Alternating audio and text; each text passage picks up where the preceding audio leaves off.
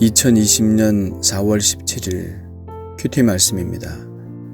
이사야 31장 1절로 9절 말씀입니다. 도움을 구하러 애굽으로 내려가는 자들은 화 있을진저 그들은 말을 의지하며 병거의 많음과 병거의 힘이 강함을 의지하고 이스라엘의 거룩하신 이를 앙모하지 아니하며 여호와를 구하지 아니하나니 여호와께서도 지혜로우신즉 재앙을 내리실 것이라. 그의 말씀들을 변하게 하지 아니하시고 일어나사 악행하는 자들의 집을 치시며 행악을 돕는 자들을 치시리니 애굽은 사람이요 신이 아니며 그들의 말들은 육체요 영이 아니라. 여호와께서 그의 손을 펴시면 돕는 자도 넘어지며 도움을 받는 자도 엎드러져서 다 함께 멸망하리라. 여호와께서 이같이 내게 이르시되 큰 사자나 젊은 사자가 자기의 먹이를 움키고 으르렁거릴 때에 그것을 치려고 여러 목자를 불러왔다 할지라도 그것이 그들의 소리로 말미암아 놀라지 아니할 것이요 그들의 떠들므로 말미암아 굴복하지 아니할 것이라. 이와 같이 나 만군의 여호와가 강림하여 시온산과 그 언덕에서 싸울 것이라.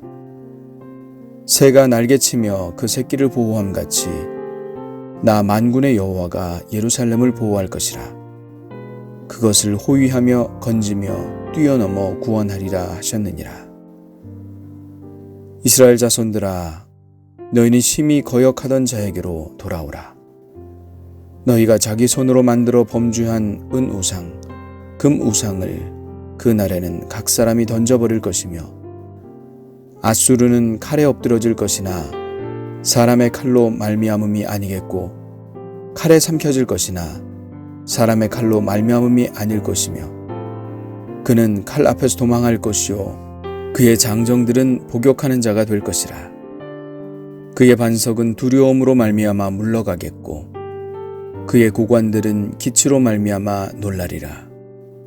이는 여호와의 말씀이라. 여호와의 불은 시온에 있고 여호와의 풀무는 예루살렘에 있느니라. 아멘.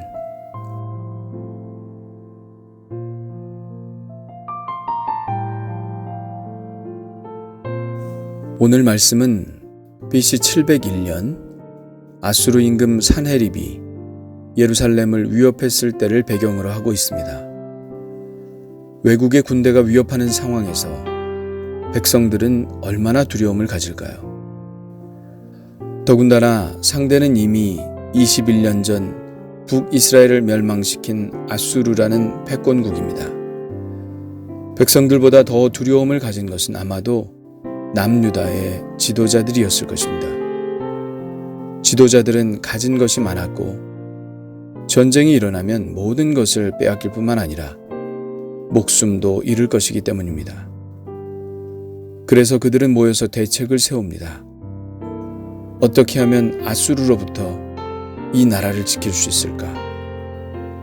그래서 그들이 생각한 것이 당시 또 다른 패권국인 이집트의 도움을 요청하는 것이었습니다.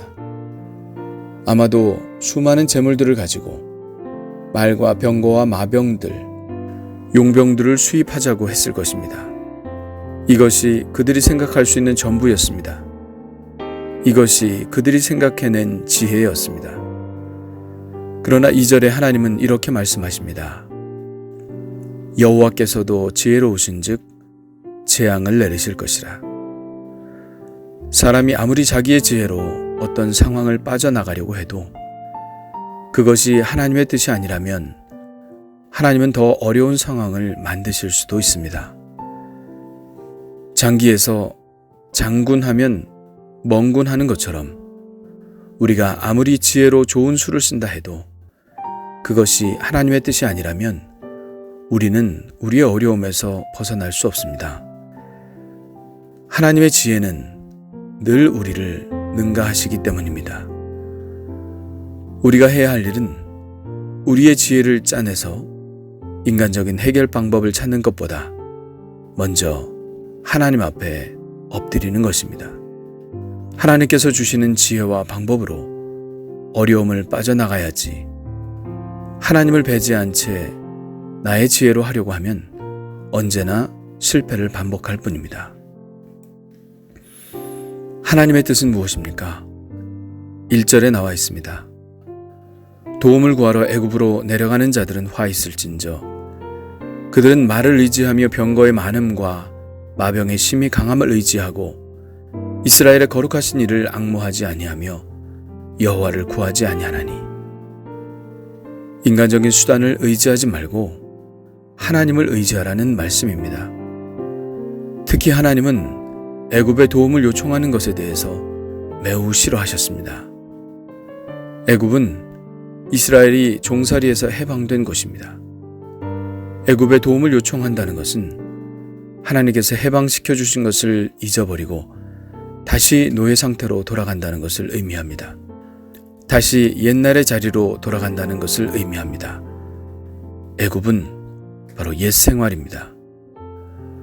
우리 그리스도인들은 지금의 문제를 해결하기 위하여 옛 생활로 돌아가서는 안 됩니다. 지금 이 자리에서, 크리스천의 자리에서 크리스천의 방법으로 문제를 해결해야 합니다. 옛날 생각하지 말고 뒤돌아서지 말고 앞으로 나아가야 합니다.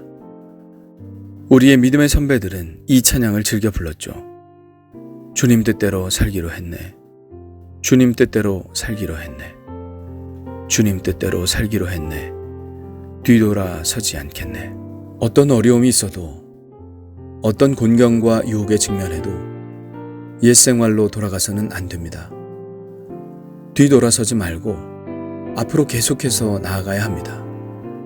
그것은 바로 우리의 거룩하신 하나님을 앙모하고 하나님께 구하는 삶을 사는 것입니다. 우리의 운명은 하나님께 얹혀 있습니다. 우리의 운명은 하나님의 생명싸개 속에 감춰져 있습니다. 하나님이 우리를 보호하시고 하나님이 우리 앞길을 인도하실 것입니다.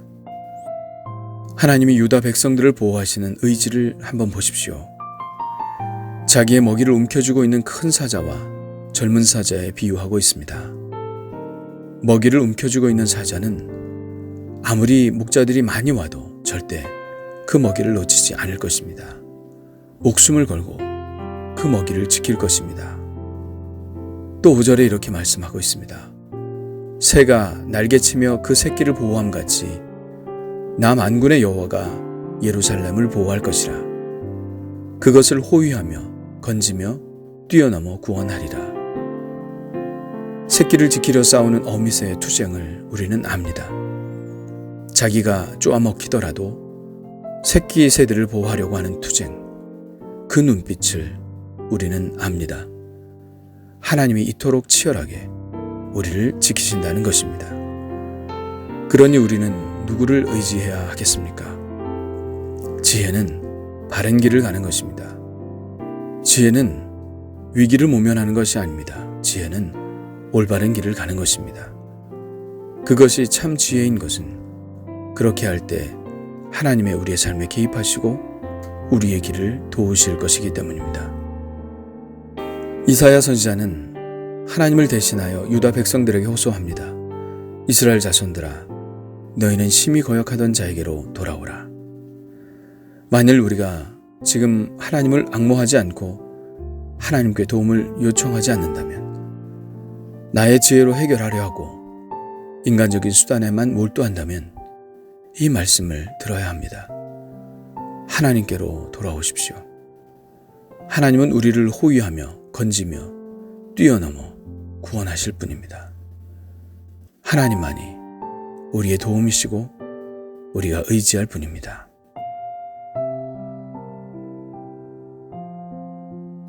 주님, 이 세상이 어렵게 돌아가고 있습니다. 실제로 많은 사람들이 하나님을 떠나 살고 있습니다. 지금 많은 사람들은 질병에 두려움에 있고 인간적인 수단들이 우리를 구원해 줄 것이라고 믿고 있습니다.